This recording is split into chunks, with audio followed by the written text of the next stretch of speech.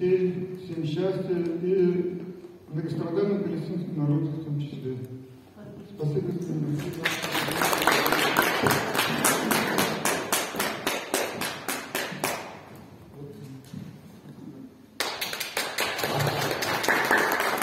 Я хочу сказать, Александр Вячеславович молодец. Он написал очень много картин интересных. И одну, скажем, Степашин, Сергей Владимирович, второе лицо, который был в России, я видел многие картины, которые он написал в его кабинете, в разных местах, зданиях. Он возглавляет Императорское православное палестинское общество. Но когда сам Павлов его написал, вот картина там стоит, сейчас я поправлю, вот там стоит копия картины. Вы знаете, я ему подарил картину Павла, большая аудитория, была международная конференция в Москве. Он был в полном восторге. Потом подошел ко мне его заместитель и сказал, вот эта картина, в отличие от всех, которые до этого написали, больше всех понравилась. Так что молодец, он еще не был заслуженный художник. Это спасибо Владимиру Порфирьевичу.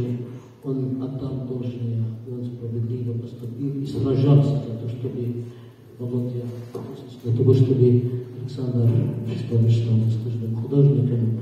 За это большое спасибо вам, дорогой Владимир Порфирьевич, потому что я знаю, через чего вы прошли.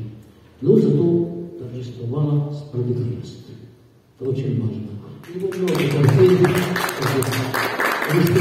Кстати, здесь у нас больше 90 художников сегодня участвуют. Представляете себе? Больше 90 художников на этой выставке из-за рубежа и из России. Конечно, башкирских художников молодцы. Больше 40 картин. Это больше 1/3 всех выставленных картин из Башкортостана. Это очень похвально. Вот. Мой друг Александр Владимирович вначале сказал про нашего проекта, который стартует с 1 сентября.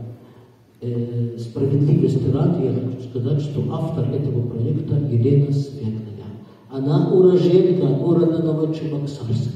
Она сейчас в Москве живет, но она продолжает быть общественным деятелем, продолжает быть замечательным человеком в защиту мира на земле. Она написала этот проект, и она предлагала его наше отделение Императорское православное палестинское общество.